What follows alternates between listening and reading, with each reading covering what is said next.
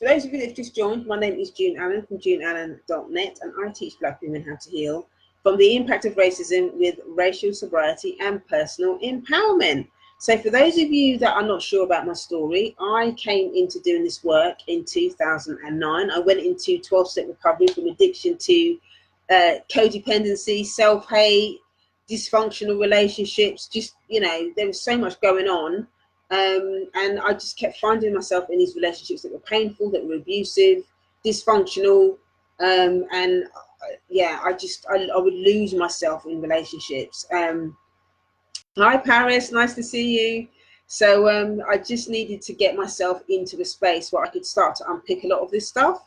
And it was an amazing experience for me. I learned so much about what it means to be a human being. But what was missing was the cultural aspect of it. No one was talking about what it means to be a Black woman. No one was telling me about, how I was supposed to deal with the whole impact of racism as it is today. A lot of the recovery rooms are, it is very white middle class. And so no one was really having those conversations, and I didn't really have anyone to talk to when I first came into recovery to talk about that stuff. And the more I kind of did the work and carried on, I just thought, you know what, I need to start doing more research about this stuff. So, I started reading more books, and I went into therapy and started talking a lot more. And the more I learned, the more I started building more confidence. I started talking to a lot more other Black people that were in recovery about the same thing, and they were like, oh my God, yeah, I really want to talk about it. There's nowhere to take this stuff. I don't really know what to do and all of this kind of stuff. So it was really good, number one, to be able to be sharing this stuff with other people that look like me, but also to basically to share my experience with them and empower them with the things that I was learning about my own recovery process. So that was really, really good. And then obviously, I've started training as well to be a psychotherapist as well. That training is ongoing. And I learned a lot in that as well. That was pretty amazing. So my growth process, my healing journey, my empowerment, road, or whatever you want to call it, is growing all the time. I haven't kind of reached any sort of utopia of healing, and not that there is any utopia of healing. It's ongoing. So as I learn and I grow and I heal, it's a healing process. It's going to be a lifelong thing.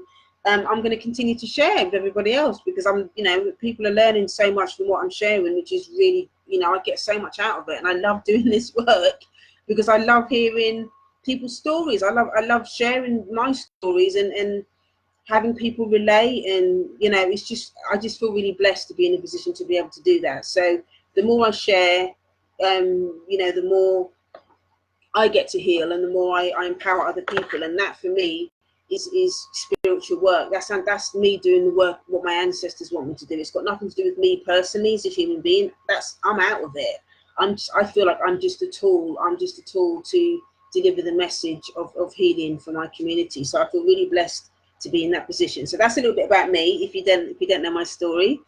So let's talk about today's topic. Today's topic is all about how to build a relationship with yourself. Now, this question came from somebody in a Facebook group, and it was like it's interesting to have that conversation about how you build a relationship with yourself, because for a lot of us as Black people, we don't have a relationship with ourselves because our identity is constantly being stripped. A lot of us, living under the system of racism, with all the external stuff that we experience, being oppressed and stuff like that, a lot of us don't have our own sense of self. So our sense of self, our sense of worthiness is quite often externalized. And if we were raised in families where we weren't allowed to be ourselves, where we weren't allowed to feel anything, we weren't allowed to have opinions, we weren't allowed to be angry, we weren't allowed to do anything, that in of itself as well means that we don't have a relationship with ourselves also, because we had to, fit into the role that our parents said that we had to. And I think it's very common, and I'm hearing it more and more and more. The more people that I work with, there's so many of us that don't have a sense of self, that don't have a relationship with ourselves, So I think that part of this healing process is so important to start building that relationship with yourself, so that you can start to feel more empowered, so that you can start, if you've got children or you're a parent, you can start to empower your children to start to respect who they are as human beings. So today I want to share. I'm going to share 5 ways that you can start to rebuild that relationship to yourself. Now, the main core way that you can start to build your relationship with yourself is to listen. And I'm going to share 5 ways that it's important for you to listen, for you to build that relationship with yourself.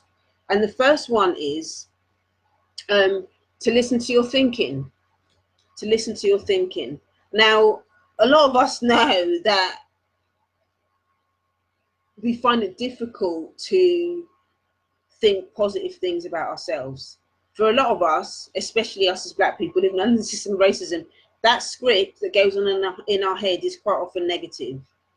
You know, you're not good enough, you're too Black, your hair's too nappy, you know, you're this, you're that, Black people can't do this, you can't do that, I can't say this, I can't say that, I'm too this, I'm too that. So many people have negative things to say about themselves, and sometimes it's stuff that we've externalized from the system of racism, and sometimes it's stuff we've internalized from our families. Maybe it's our families that are telling us that our hair's too nappy, or telling us that we're too Black, you know, or whatever. That stuff is, it's internal and it's external, and I think it's important to honor that, because we can't begin to change and build a positive relationship with ourselves if we don't know where those negative where that thinking has come from. That thinking isn't just, you know, magic out of thin air. We've been taught that, we've been told that about ourselves. And it's also important to remember, you know, that it's you know, it's going to be conscious stuff and also unconscious stuff. You know, think about next time you're watching a TV or you're looking at a magazine or something like that, or you're maybe out in a space, you know, in town or whatever, where you're in a predominantly white space. You know, it's like think to yourself, pause and think, just pause and just listen to the script that's going on in your head. You know, Onyxia Land Wellness is saying that negative self-talk is the worst. It's the broken record that must end. Absolutely. And I think we absorb so much from the outside, and we think it's the other person, and sometimes it is the other person. But what's more important is what we've absorbed about what that person said, and are we continuing to feed that script? Because only we can stop that script, and the only way you're going to stop that script is if you take time to pause. You've got to take time to pause and write that stuff out as well. If you journal regularly, write down the things, the negative things that you're saying, or that your head, the script that's going on in your head. Write down those negative things, and then counteract it with, okay, well, what's the empowerment version of that thing? What's the empowerment version of that thing? You know, so in order to build that relationship to yourself, the thinking and then being conscious of what they're thinking is how things are going to change, because then you get to decide, okay, well, when you say it out loud as well, when you write it down or when you say it out loud that this is what I'm thinking, you're going to be so much more conscious of when that script is starting to go on in your head, and that's when you can change it. It's actually, no, I'm not. You start to have a conversation with yourself. And it's not, you know, it's not mad, it's not crazy thinking when you start having this conversation with yourself. We've all got different parts of ourselves. in our thinking. And one of the things that a lot of us as Black people have is that we have that critical part of us. That critical part of us can be, you know, a negative family member, a negative parent, or it can be a white supremacist. It can also be a white supremacist. We've internalized so much stuff in our community, in our families, that, you know, a lot of us are going to have an internal white supremacist telling us that we're this and we're that, and we can't do this and this, that, and the other. So it's about being more conscious of the script that's going on in our head, and who is it doing the talking?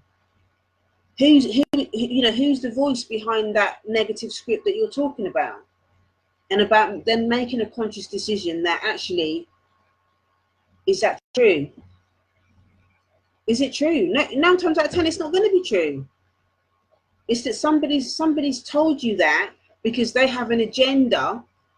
They have an agenda about how you feel about yourself. your brokenness is going to somehow benefit them. And that's why they're continuing to feed.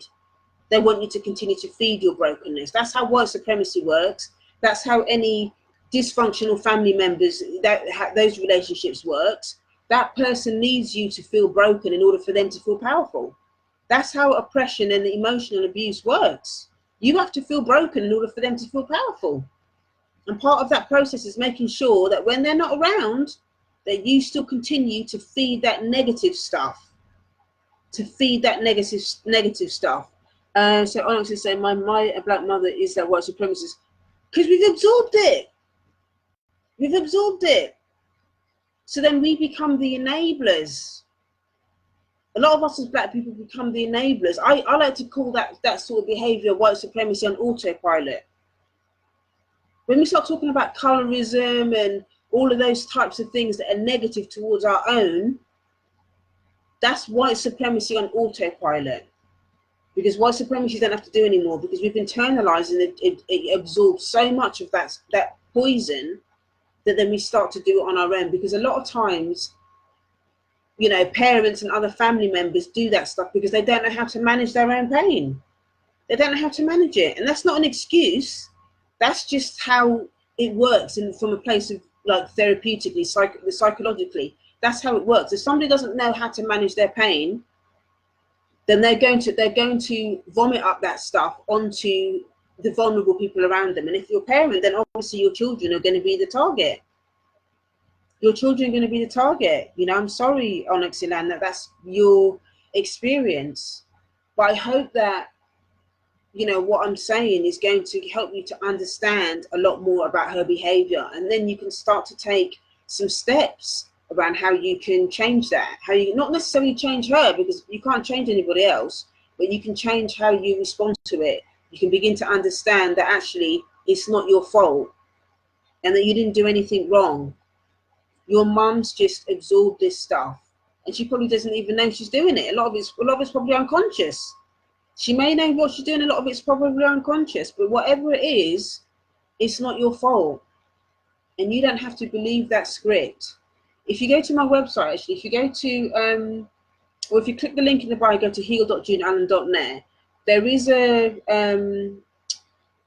free a PDF that I have that talks a lot more in detail about, it's specifically geared towards wounded daughters who've had difficult relationships with black mothers. And there's some trainings and stuff in there that will help you, and some affirmations, some really nice stuff actually. Some previous live streams that I've done that talk specifically around the relationship with daughters and black mums. So if you click the link in the bio, heal.juneallen.net, and sign up for that, it's absolutely free. There's some stuff in there that will help you. Let me know what you think about it. Let me know how you think about it. Yeah, so that hopefully that will help. So she said, I've made a conscious effort to change that record for my kids. That's how we change. We have to make these changes for our kids. So the first one, we have to listen to our thinking. The second way to have a relationship with yourself is listen to your body. A lot of times our body will tell us the things that we don't want to believe for ourselves. We might be in a lot of denial about what's going on in our thinking, what's going on, you know, in our families that are dysfunctional, that are not nurturing for us. But our bodies will begin to tell the truth. When we can't speak the truth, our bodies will start to tell the truth. An example of that is, you know, I've been talking to a few people recently about the whole thing around anxiety. You know, anxiety for black people is something that is a huge struggle, it's a huge pain point for people. Number one, because they're dealing with anxiety. If they're people that I've been working with recently, they're talking about the pain of actually being in you know, predominantly white spaces and just feeling genuinely anxious about it, about being there. And then there's the anxiety you may feel around being around family members that haven't supported you, or the family members that were abusive, you know, and sort of feeling anxiety around, you know, still having to have a certain amount of contact. You know, even if it's limited contact, it can still create anxiety. And I think that, you know, sometimes, I mean, these situations are always very, very difficult to manage, because you know, this, it's difficult to navigate. It's just very, very difficult to navigate. But when we can't speak, when we're in family situations where we can't speak, we don't have a voice, or our family members can't hear us, or can't, you know, respect who we are and stuff like that, you know, we will create, you know, we will generate anxiety. Our bodies will tell us. And and I believe that anxiety is our body telling us that we feel unsafe. At some level, we feel unsafe. Either we feel unsafe physically, or we feel unsafe emotionally, spiritually. It can be all of those things. But I think this is why it's important to, you know, if we do suffer from anxiety, and I know I've had moments where my anxiety is through the roof, and sometimes it's, you know, it just depends on what's going on in my life. But I know that when I start to feel really, really anxious and my sleep gets disrupted and all that kind of stuff, I know that there's stuff going on that I'm not looking at. I'm in denial about something, or it's something that I want to avoid. So when you start feeling anxious, it's important to not focus on the anxiety, but what's underneath it. What is my body trying to tell me? What is the anxiety trying to tell me? That's how you start to build a relationship with yourself. You start to build a relationship with yourself by honoring your humanity at these different layers. So you're listening to your thoughts. The second one is listening to your body, honoring what your body is saying. There have been times in my healing process where, you know, I've suppressed so much stuff that I end up being in a lot of physical pain. You know, I have to watch that as well. I have to make sure that, you know, I'm spending enough time exercising and stuff like that. Otherwise, I can, you know, start to experience a lot of physical pain. And that is because the anxiety builds up, the tension. I hold a lot of tension in my body, and I'm not taking the time to do self-care to discharge the energy out of my body so that my body feels free. When I go to the gym or do some yoga, or I've got a little trampoline in my bedroom, I jump up and down on that for 10 minutes sometimes. It makes such a huge difference, and I don't feel as much physical pain in my body because I'm not storing it up. I'm not storing that stuff up in my body. So it's really, really important to listen to your body when your body's talking to you about these things. You'd be surprised. You'd be surprised what stuff you hold in your body, you know, when you can't speak. So listening to your body is really important, really, really important. The third way to build a relationship with yourself is to listen to your heart. Listen to your heart. Now, one of the things that I found really, really difficult about listening to my heart is that I had, at the time before I started doing this work, I had so many different voices telling me different things that I didn't know what was mine and what belonged to other people. And so I didn't know what my heart was trying to tell me. But what I do know is that when I found the courage to get quiet, spaces that felt nurturing, maybe just going outside or whatever, I was able to get in touch with a deeper part of myself that I now understand now from doing this work, from doing a lot of the healing work and doing meditation and stuff, that really was my heart. That was my higher power explaining to me what I needed to do. And, you know, the stuff that you hear at heart level is, you know, you can define that as, you know, God, your higher power, Ra, your ancestors, all of those things that are for your own good, are the things that are going to help you to grow, the things that are going to help you to stand in your greatness.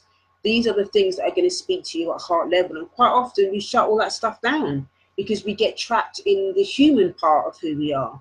We get trapped in, oh, I can't do that because that person's going to say this, or I can't do that because that person's going to say that about me. And we get so trapped in the human part of who we are that we abandon the relationship with ourselves because we're so worried about what everyone else is going to say about us. So we don't listen to ourselves, and we don't have a relationship with ourselves because it may mean that we have to set boundaries around other people that are doing and saying and behaving in ways that are not nurturing for us. So that fear of being abandoned by somebody else is going to dictate the relationship that we have with ourselves. And this is essentially what the book club is about on Saturday, because that's essentially what codependency is. Codependency is about, you know, abandoning ourselves because we're afraid of what other people are going to say. We use in an environment that's oppressive, where we're required to suppress who we are in order to serve the other person, and that can be externally when we're talking about white supremacy. We can be talking about internally when we're talking about family members and stuff like that. It's important to think about this at all the different layers. And when we abandon ourselves in that respect in order to assimilate and conform in these oppressive spaces, that's when the codependency becomes chronic, because we get more and more afraid of upsetting the other person. So we don't listen to our heart, because our heart becomes irrelevant. We become so shut down.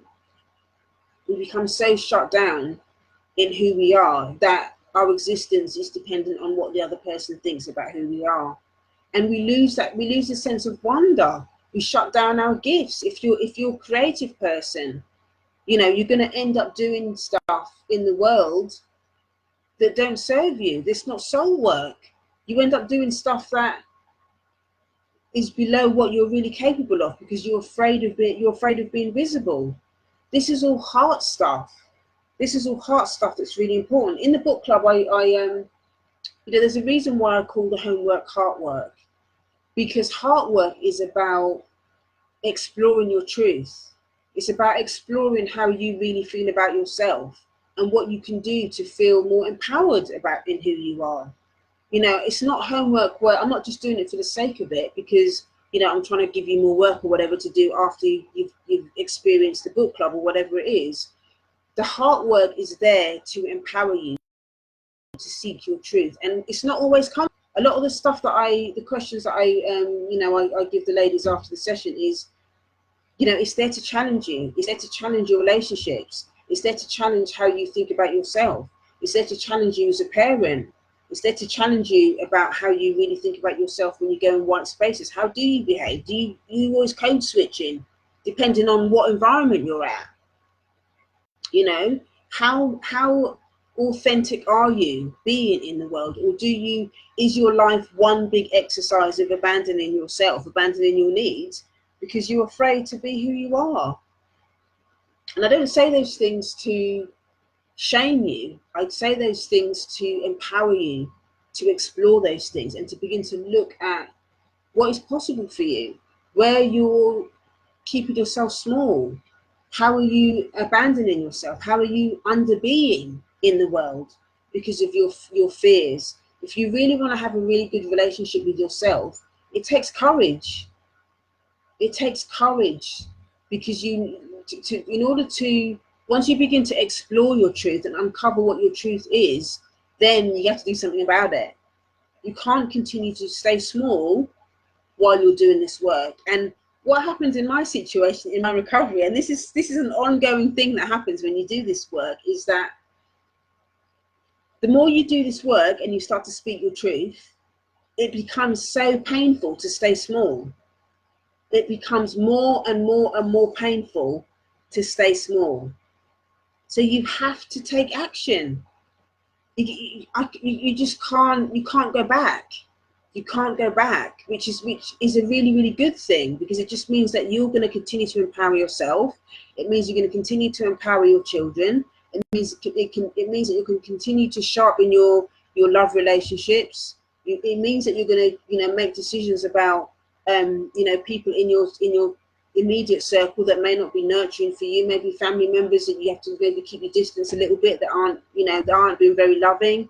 But this is all for your growth. This is all for the good of who you are. This is all for you standing in your greatness.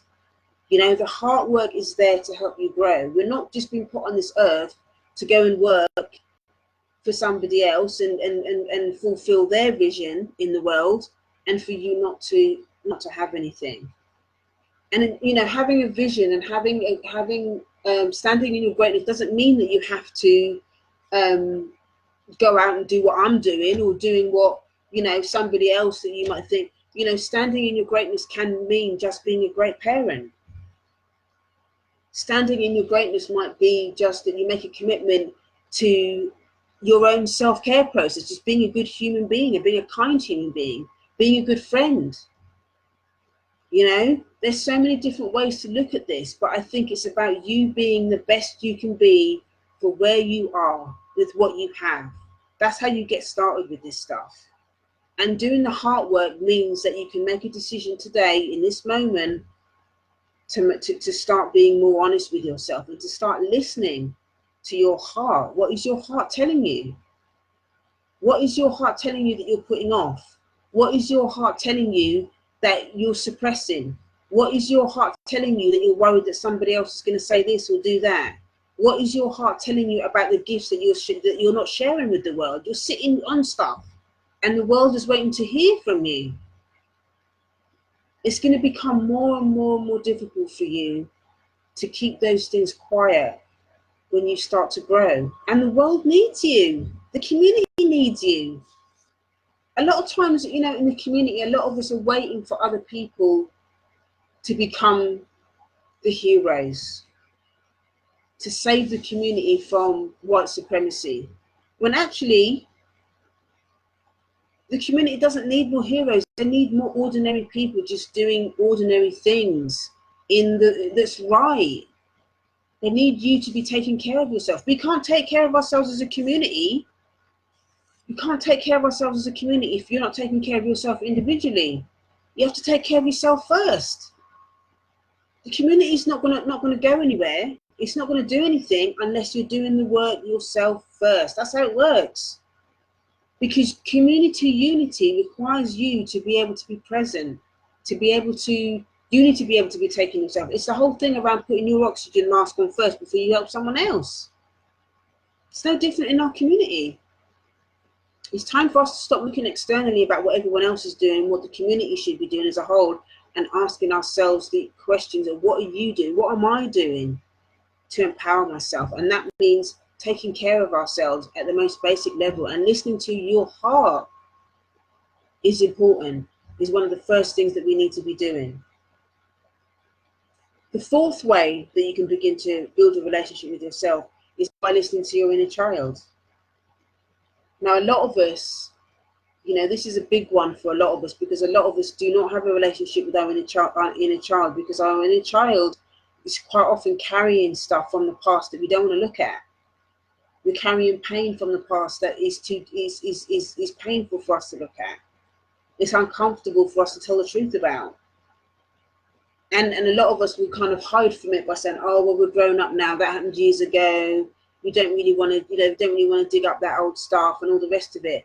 But your inner child, if we've got stuff from our childhoods that's unhealed, whether you want to accept it or not, it's going to bleed into how you show up in the world as an adult, be it in your relationships or at work or as a parent or whatever it is. That stuff is going to bleed into your relationships. It's going to bleed into your life if you are not taking the charge, you're taking the courage to make changes around that stuff.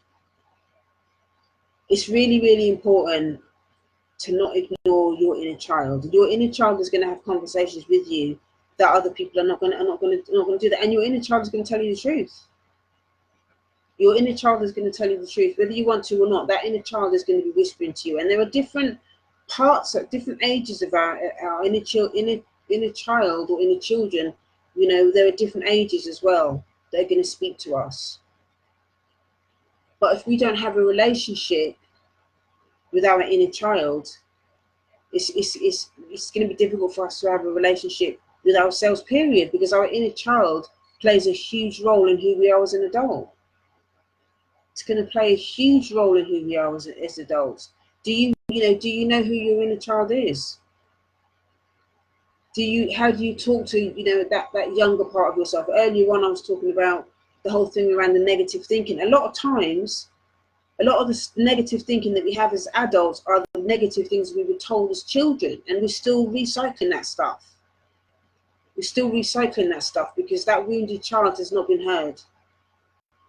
The wounded child has not been heard, so we continue to just recycle that stuff that we heard as children, that we're still telling ourselves that stuff as adults, because we haven't given that inner child an opportunity to speak, to grieve, to heal, to cuss, to do whatever she needs to do within a safe space in order to move through it. We need to give our inner child the space to speak. And there are certain, there are many ways that you can do that. You can do it through journaling, you can do it through, talking to a therapist. I've had many conversations with people in recovery where we do specific work around inner child work, because those conversations are very, very gentle and very tender. It's tender work doing the inner child work. Also, journaling with your non-dominant hand. That's another tool that I've used to kind of get in touch with my own inner child. If you really want to build a relationship with yourself, these aspects that I'm talking about today, they're not easy, but this is how you really start to build a relationship with yourself. It's not the stuff that I'm talking about is very much in the internal stuff. There's the conversations around, your having a relationship with your hair and having a relationship with our history and all that kind of stuff, which is all part of building our identity. But I'm not talking about that stuff today. I'm talking about your inner world.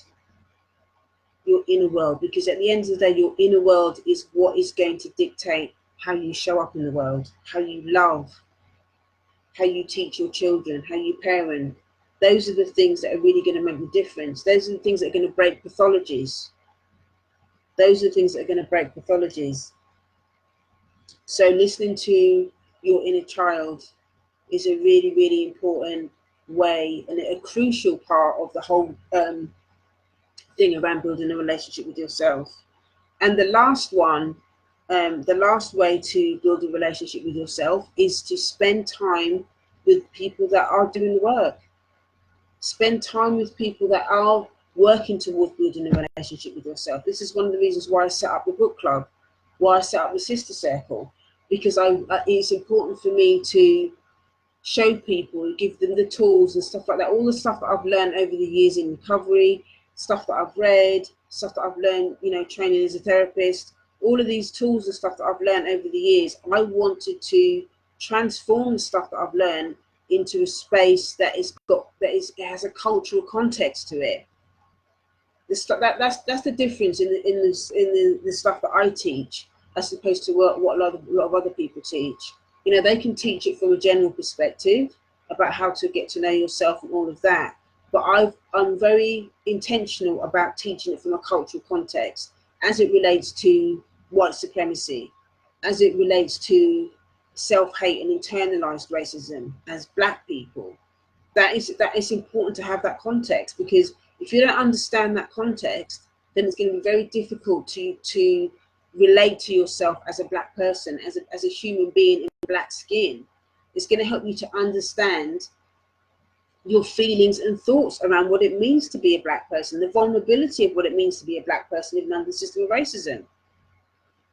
These are all things that are important to have conversations about, and there's so much shame that a lot of us carry around having that conversation around the vulnerability of what it means to be Black. There's not that many spaces that actually have those conversations, the internal conversations. That is why the book club is such an important space for people to come and do this work. And the last session that we did, the live session that we did around codependency and stuff, it was just so beautiful to see the relief on the sisters' faces when they realized that, oh my gosh, this safe is really safe. It is really safe, and that I can speak my truth, and that there are other ladies that look like me that are doing the same work, that are having the same conversations, that people relate, that I can say these things and think. A lot of times, another thing that I keep hearing as well is that they think that they're the only one that has the same thoughts and that has these thoughts and feelings, and that they can't share it with anybody. So to share it in a space like that, and have other people that look like you, other sisters that are sharing the same experiences, and that understand the challenges, it's a really powerful place to be when it comes to mirroring that stuff. It really is. And also to have the boundaries in place so that people can share really safely. Nobody's going to criticize anybody else. I have very, very firm boundaries around people not responding to other people's shares and stuff like that, because that space needs to be safe for them to share their truth without anybody questioning it or criticizing it or shaming them for having those thoughts or feelings. They know they can share that stuff, and no one's going to say, no one's going to question it. And a lot of times people identify, you know. So Onyx Elan saying, absolutely, so many people won't admit or are unaware of the residue of slavery that is still upholds a prominent place in our narratives. That's exactly what I'm talking about. People will have the conversation about slavery, and they understand the context that our ancestors were abused, but they don't really know how to have the conversation around how it impacts them internally. What is the impact about what you know? What happens? What happens to human beings? What's happened to us as a community as a result of that?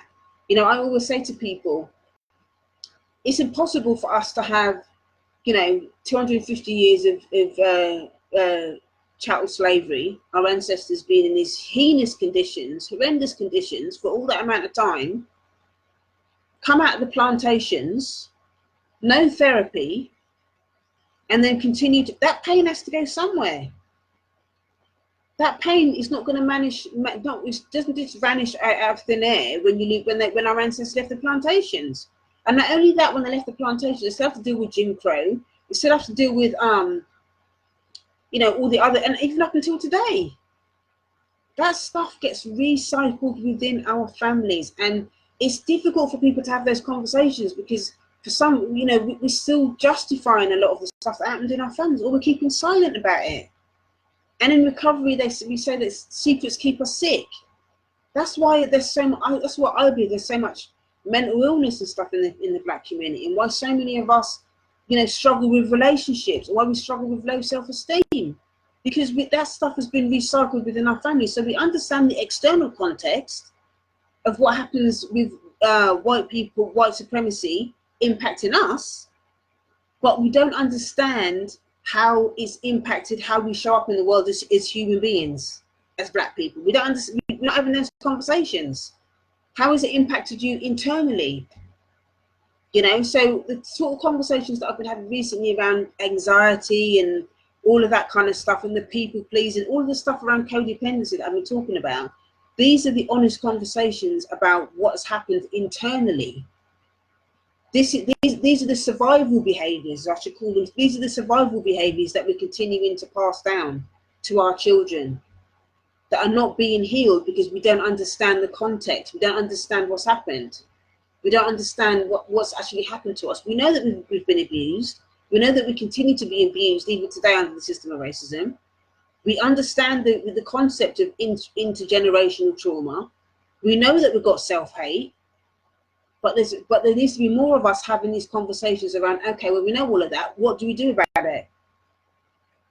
What do we do about it? What are the tools that I need to, what tools do I need to actually deal with this stuff? Those are the conversations that are going to break pathologies. Those are the conversations that are going to unite our communities. Those are the conversations that are going to build confidence to help us build the businesses that we need to fight white supremacy. We can't build businesses if we ain't got no self-esteem. You can't build businesses if you ain't got no self-esteem. And I know that the economic empowerment is a huge conversation that the Black community like to talk about, but no one's talking about, well, how do you build businesses when you've got so much trauma and upset going on underneath all of that? Before you even get to building the business, you've got no self-esteem. If you've got low self-esteem, or if you've got trauma related within the family, unresolved trauma within your family, unresolved hurt and betrayal within your family, how is that going to impact how you serve the community? How is it going to impact your ability to actually be visible in the community when you've been hurt within your family with people that look like you? These are all conversations that I like to talk about. These are conversations that I try to generate solutions for, to give people the opportunity to start to explore that stuff. As painful as it is, these are the conversations that are going to change pathology. These are the conversations that are going to crush white supremacy. These are the conversations that are going to build unity. These are the conversations that we need to be having alongside economic empowerment. You know, or going, you know, doing social justice meetings or whatever it is. We need to be having the conversations about the internal stuff. That's what's missing. And people don't want to have those conversations because they're scared. We're scared of the hurt, what we feel. We're scared of the pain that's been inflicted. We're scared of the anger that we feel towards the family members that hurt us. We don't have those conversations because there's already enough pain already from living under the system of racism. So we almost feel like we can't have those conversations about our dysfunctional parents and our abusive family members and whatever, because we've already got enough to deal with. And it's a lot. It is a lot. So you have to take it one day at a time. One day at a time. One step at a time. That's how it works. But you have to give yourself permission to start. If you don't start, you're going to be in the same position in 5 years' time that you were before. You know? So Alex is saying that is exactly why I'm doing this internal work, because I'm starting a business and need to build and heal my confidence and self-esteem. That's exactly what I'm talking about. For me personally, this is what I always say to people that run a business. If you're not doing the internal work at the same time as trying to run a business, it's going to be trouble. Whether you serve the black community or not, maybe your business don't serve black community. Maybe your business, you just deal with anybody. But I believe you still need to be doing the internal work, because you need the confidence to be able to stand up in white spaces. You need the confidence to be able to stand up in white spaces and have those conversations. And you need the confidence to be able to serve your community. You've got to be able to understand what your community needs. And if you don't understand what your community needs, if you don't understand the traumatic impact of what's happened to us as black people, you're not going to be able to serve them. I hear so many conversations with other black businesses that complain about black people doing this and black people doing that and black people don't support me and all the rest of it. It's because you don't understand. You're trying to serve a community that's traumatized. If you're serving a community that's got a lot of internal self-hate and maybe they've been hurt by family members that look like them and all the rest of it, you've got to approach them differently. You've got to be more compassionate. They've got to be able to trust you. You've got to be on point with what you're doing. You've got to be consistent. If you're not doing those things and understanding your audience from that perspective, you're going to be able to serve. You aren't going to be able to serve the black community, because you're just going to end up triggering them, and you're going to trigger yourself. You're going to end up triggering your audience and triggering yourself. At some point, I will do. Somebody was asking me some stuff about this the other week. At some point I will have some sort of business mastermind or something that I'm going to be doing, because I think this is too much of a crucial topic to not talk about and to not share with other black people that are running businesses, because at the end of the day, it's just not going to happen if you're not doing the internal work in adjacent to serving your community. It's so important. So it's important for you to join, spend time with people. Hi, Connie, lovely to see you. To spend time with people, that's number 5. Spend time with other people that are doing the work, that are doing the healing work, that can help you understand what's going on for you and get in the trenches with them. Spend time with them. Spend time with the people that are getting their results. Spend time with people that are that feel safe. And you'll know when you listen to your heart, which is number 3. You'll get an energy, you'll get a vibe about a certain person. And you don't have to meet somebody and then vomit up all of your story to them. Be discerning. Take your time. Take your time to get to know a person. That also comes with building a relationship with yourself. Don't dive into relationships so quickly. And I'm not talking about love relationships. I'm talking about any relationship, business, friendship, sisterhood, or love relationships. The important thing about building a relationship with yourself is being more discerning about who comes into your space. So spending time with other people that are doing the work is an important part of you having a mirror to start to practice that stuff. When you start to see that stuff in other people, then you've got something to mimic. If you've been raised in a family where it's painful and it's difficult and there wasn't very good boundaries, and there may have been violence or whatever it is, disrespect, whatever it is, it's going to be hard for you to mirror anything healthy while you're still in that environment. It's important for you to find a space that's safe, Find a space that's safe. Find a space that is boundary. Find a space that is going to empower you to be yourself. Not any, you know, any environment that requires you to be less than who you are is unsafe. Any environment that requires you to suppress who you are as a human being or as a black person, you can't. If you feel that you can't speak up as who you are as a black person, or be yourself as a black person in that space becomes unsafe and requires boundaries. That space becomes unsafe and requires boundaries. If you want more information about how to deal with boundaries, actually, I have got a training on it. If you go to boundaries.juneallen.net, that's boundaries.juneallen.net, that's boundaries.juneallen.net. It's a specific training that's all about boundaries for a wounded daughter. There's more in the context of mother-daughter relationships, but there's a lot of information in there about types of boundaries, how to set personal boundaries, external boundaries, all that kind of stuff. Really important.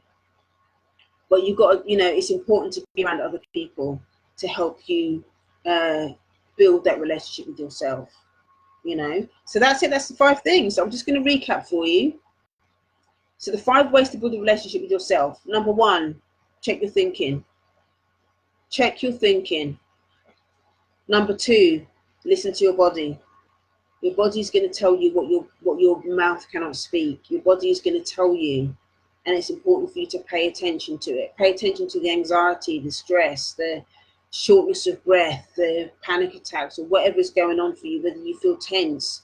Your body is going to reflect back at you what is going on for you in your brain that you can't speak. So listen to your body. Now your body will tell you what's going on. Number 3 is listen to your heart. Your heart is where your ancestors, your higher power, your authentic self, well, God as you understand it, however you want to call it, that part of yourself is going to, there's a voice there. There's a voice there. And you know, over the years, if you do have a codependent relationship with the world, with your circle, with work or whatever, that your heart conversation is going to be quiet. It's going to be silence because it's not used to being heard. But if you get quiet, if you allow yourself to find a space of solitude, you can start to listen to that voice again, so that you can find yourself and start to live in your truth. Number 4, the next thing to build your relationship is listen to your inner child. Your inner child is going to tell you the truth. Your inner child is going to help you to tell the truth about, you know, your childhood and how your childhood, the pain of your childhood is still playing out as an adult because that inner child has not been heard. So if you listen to your inner child is going to have a lot of truths for you to deal with, to manage. So make the time and the space to listen to your inner child regularly, because your inner child, you know, has so much to give you once you've allowed them to speak and tell the truth about who they are. And the last one, number 5, is listen to those who are already doing the work and those that have got results. Spend time with people that are committed to their healing. Spend time committed to their, you know, that are committed to empowering you to be who you are. You know, so not just the ones that tell you what you want to hear or tell you all the fluff. You know, I see a lot of this. No disrespect to anyone who's a coach, but you know, sometimes I see I see certain people that are talking about all the fluff. You know, what I like to call, you know, the coaching fluff that they talk about, but they don't really talk about tools. They don't give you tools. So it sounds nice. It'll make you feel good for 10 minutes, but what are the actual tools that are going to get you to where you need to go? And a lot of people don't really talk about it. They don't want to give you the tool. They'll tell you what sounds good. They've got the mouth, and they can give you all the, you know, the spiel, and it sounds all fantastic. But where's the meat? Where's the actual tools? You know, that's what's going to make change. That's what's going to make changes. That's what's going to create change, is the tools and giving you the actions that you need to take to make this stuff work. So if you're ready to start the journey, whether you've started the journey already and you want to continue the journey from a cultural perspective, join us on Saturday at 11 o'clock. We're going to be talking about codependency and racism, or you can join the other book club on the 4th, which is all about beauty, the politics of beauty, all that kind of stuff, colorism, And also we've got the Ghana trip. So go to heal.juneallen.net. That's heal.juneallen.net. So if you know anyone that's interested in anything that I've shared today, please tag them, share it with them, let them know that there's this good. And you know, if you know someone that really needs to work on building a relationship with themselves, then share this with them. Thank you so much for joining me today. I really appreciate you hanging out with me today. I hope you have a good evening, what's left of it, and I will see you next time. All right, take care. Bye bye.